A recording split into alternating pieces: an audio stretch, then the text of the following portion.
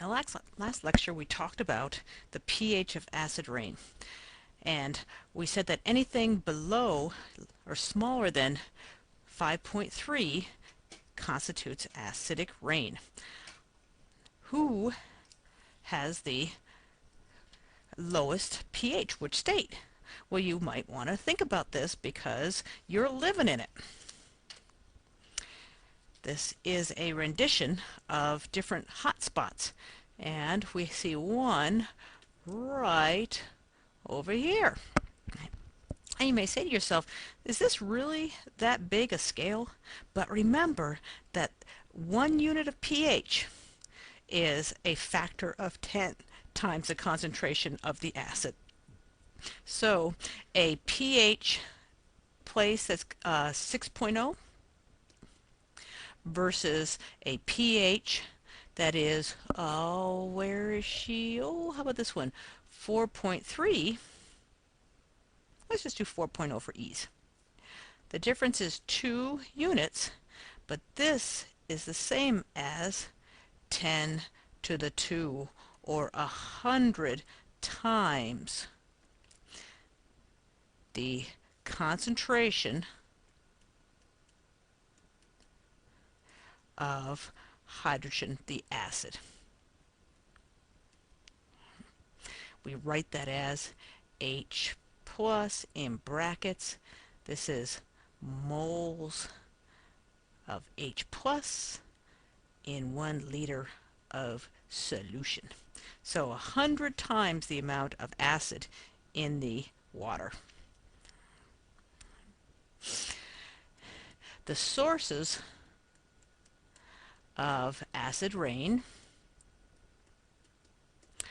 are the combustion of coal and heavy industry. And in heavy industry, we are putting out SOx. This is the oxides of sulfur, and NOx, the oxides of nitrogen. Both of these are coming from coal-burning power plants, and here a lot of it's also coming from autos. So this is from coal and heavy industry and large number of cars. So we'll say high populations.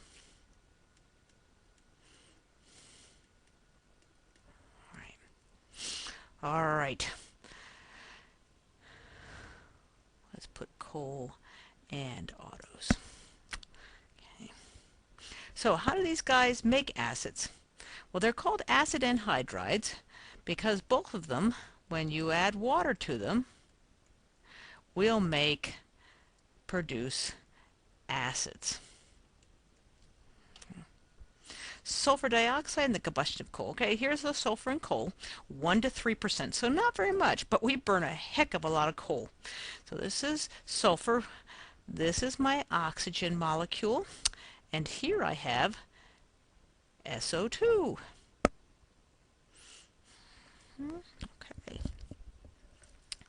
All right. Which can easily become sulfur trioxide. That means 3. SO3. It combines with water. So here I have SO2. It becomes SO3, reacts with water in rain or in lakes, streams, and becomes H2SO4. Sulfuric acid, the nasty stuff that's in your car battery. Very important acid. Here again is your largest source, fuel combustion. By that they mean coal. Okay. A power plant produces about 88 million pounds of SO2 a year if the coal contains about 2% sulfur. Power plants burning high sulfur fuel can emit twice that amount, and we know that we on the East Coast have run out of low sulfur coal. So CO2 reductions of the last 20 years have been achieved due to coal switching. We're going to have to do something else now. This is an example. Oh, isn't this lovely around here? Here is the tallest smokestack in North America. Making the smokestacks taller. Coal burning. And let's see, used to be from steel manufacturing too, although we don't do a lot of that anymore compared to, and other manufacturing.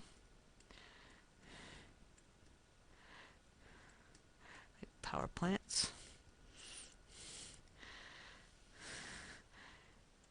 Manufacturing.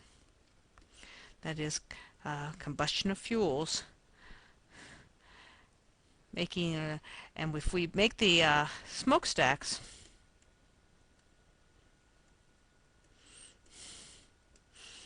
taller,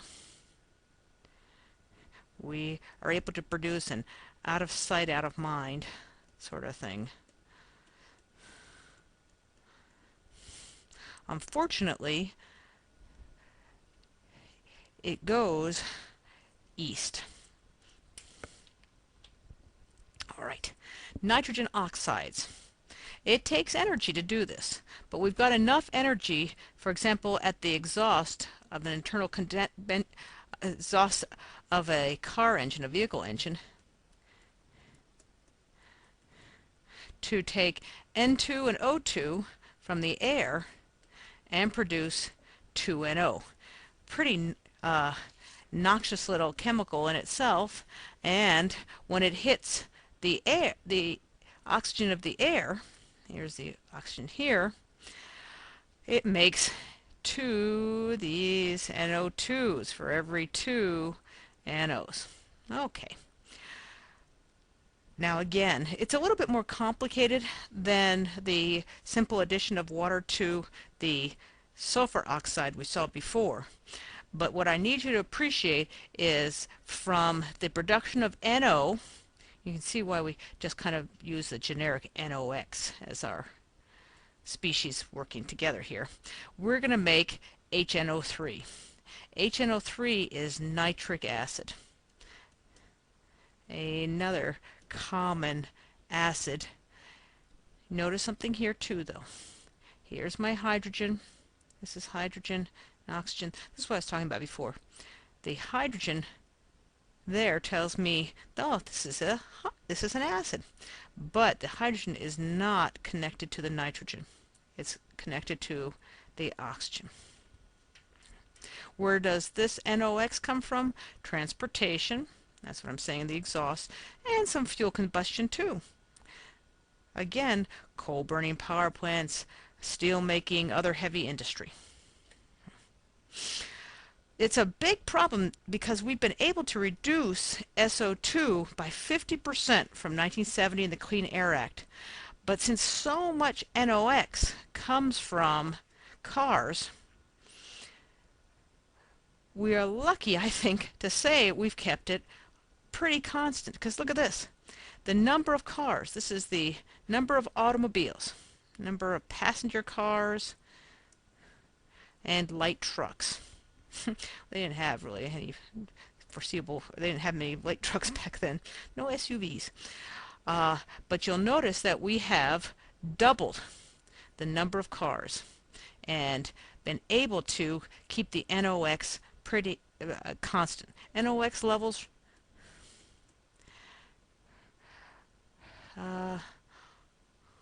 almost constant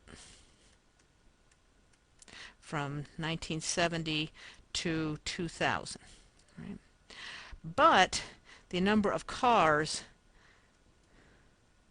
and light trucks SUVs, etc., has doubled. The way that we've been able to keep NOx levels down, the catalytic converter. The cal converter is one of those things that has revolutionized the way that we have controlled pollutants. It is expensive, and it was fought like cat and dogs by the auto industry because they thought it would be terribly expensive for them, but because the health benefits are so important, they have done it. They've been forced to do it. In 1990, we had the Acid Rain program. It was established as part of the Clean Air Act amendments. It made reducing SOx and NOx emissions a priority. So it was added to the 1970 Clean Air Act. Okay. So what has happened? Since 1970, and much more so since the Clean Air Act of since the Acid Rain Act, 1990, U.S. SO2 emissions have decreased. We've seen this before. We saw this in Chapter 1, have decreased about 50%. Absolutely wonderful. From about 32 to 16 million in 2003. And this is tons. NOx emission is more difficult to assess since so much is a result of transportation, non-point sources, but not such a success in reduction, although as I was pointing out, it's very good compared when you think about what has happened. But it has gone from about 17 million to about 21 million.